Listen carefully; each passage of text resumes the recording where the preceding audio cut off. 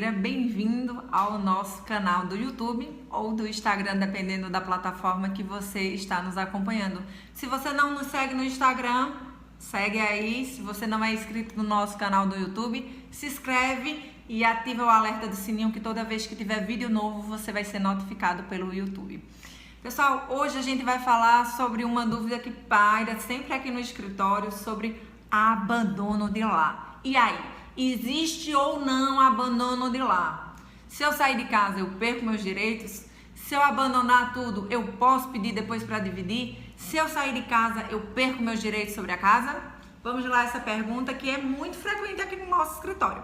Primeira coisa, a gente sabe que uma relação, ela deve ser compartilhada, deve ter muita paciência, muita compreensão pelas partes. Uma relação, ninguém quer casar para separar, a verdade é essa. Mas chega um ponto da relação que a relação ela se torna insuportável, de modo que não dá pra gente mais ficar com a pessoa, que não dá mais para continuar. E muitas mulheres e muitos homens continuam ficando dentro de casa com medo de perder o patrimônio. Eu não vou sair porque eu vou perder o meu direito sobre o bem. E essa não é a verdade. Se você sair de casa, você não vai perder o direito sobre o imóvel. Se você sair de casa, você não vai perder o direito sobre a partilha de bens. Não existe mais essa história de abandono de lar. Você não vai responder processo criminal. Você não vai perder benefício nenhum. Ao contrário, você vai ganhar paz de espírito. E nada melhor do que paz de espírito na vida da gente. Doutora, mas situação hipotética. Eu saio de casa e o meu cônjuge, o meu marido, a minha esposa fica lá. E aí, como é que vai ficar a situação? Ele vai ficar usufruindo do imóvel? Essa é uma situação resolvida. Você vai procurar um advogado. Acho que a primeira coisa que você, quando estiver pensando em se separar, é procurar um advogado. Lembrando que nosso escritório atende em todo o estado de Pernambuco e no noroeste da Bahia, atendimento presencial e atendimento virtual e online no Brasil inteiro. É só pegar o nosso WhatsApp e ligar e marcar um horário que a gente atende pelo Brasil inteiro, tá? E também a situação, você vai procurar um advogado. Quando você estiver bem instruído, o advogado vai conversar com você, vai dizer seus direitos, vai dizer, olha, você vai ter direito a metade de tudo que você construiu junto, se você vive em união estável, se você vive em comunhão parcial de bens, você vai ter direito a metade de tudo que você construiu juntos. Agora, se você casou em comunhão de separação total, que é meu é seu, um que é de um, que é do outro é do outro, de forma muito simples, um advogado vai lhe orientar sobre a partilha. Mas situação hipotética, doutora, eu moro junto, eu saí de casa, a pessoa tá lá usufruindo, não tá pagando aluguel e eu vou sair, eu tô pagando aluguel, como é que fica a situação? A situação fica da seguinte forma, o juiz vai determinar que a pessoa pague o equivalente a metade do aluguel da casa. Então, se por exemplo, a casa, o aluguel vale R$1.000, a pessoa que ficou na casa, o cônjuge que ficou na casa, vai pagar R$500 para você. Porque seria equivalente à metade do aluguel, já que a metade da casa dele ele não vai pagar e vai pagar os R$500 referente ao seu. Ou ele sai e coloca a casa à venda ou coloca a casa a alugar. Não tem essa história de um ficar na casa com vantagens.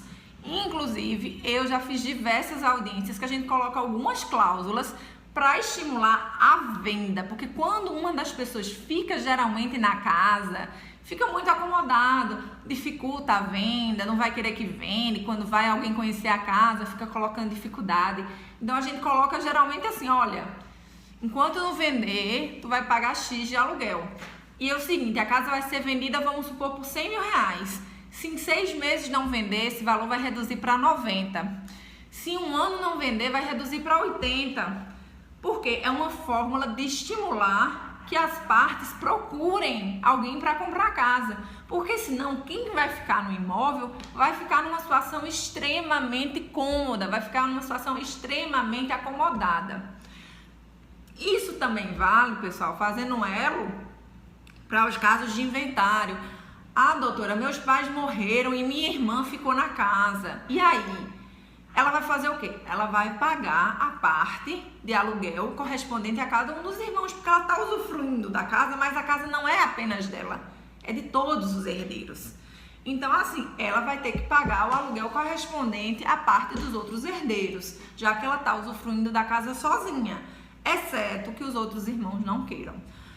Mas isso é tema para outro vídeo. Esse vídeo a gente está falando sobre a questão de abandono de lar. Não existe, tá? Então não se preocupe. Pensou em separar, primeiro procura um advogado. Quer nos contratar? Nosso telefone está na descrição do vídeo.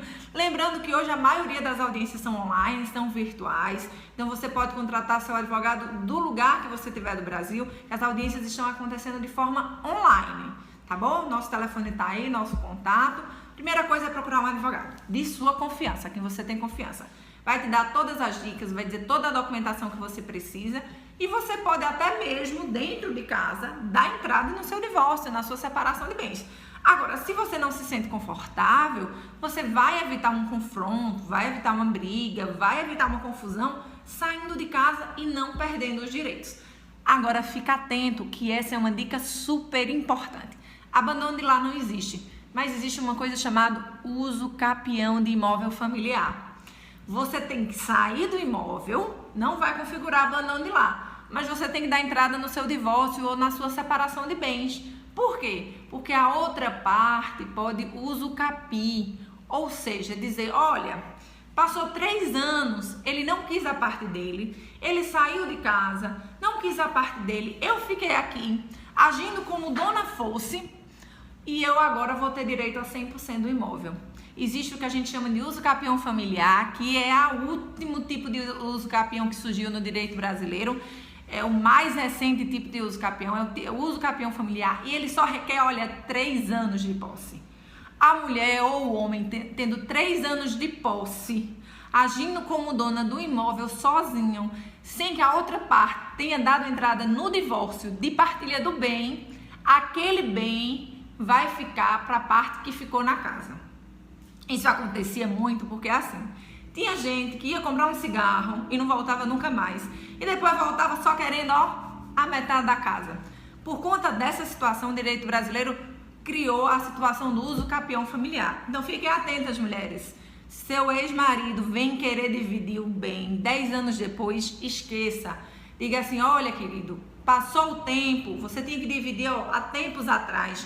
Você tinha que ter entrado em até 3 anos depois que você saiu de casa. Você saiu de casa, não voltou, pagou a pensão dos meninos, mas não dividiu bem. Uso capião familiar, você não vai ter mais direito. O processo de partilha vai ficar suspenso até que o juiz decida se estão preenchidos os requisitos do uso capião familiar, tá certo? Então fiquem bem ligados. Na hora que pensou de separar, pensa, separação é igual a procurar advogado. Procure um advogado de sua confiança. Lembrando, mais uma vez, não existe abandono de lar, você não perde seus direitos. Mas você perde seus direitos não porque abandonou o lar, mas em decorrência do tempo, porque não entrou com o processo, o pedido de partilha de bens a tempo. Tá bom, pessoal? Fica essa dica. Até o próximo vídeo, que a gente vai falar sobre outros temas interessantes. Se quiser dar alguma sugestão, falar sobre alguma coisa, que eu fale sobre algum tema específico, coloca nos nossos comentários que a gente vai com certeza fazer em algum dos nossos vídeos. Fiquem com Deus, até a próxima!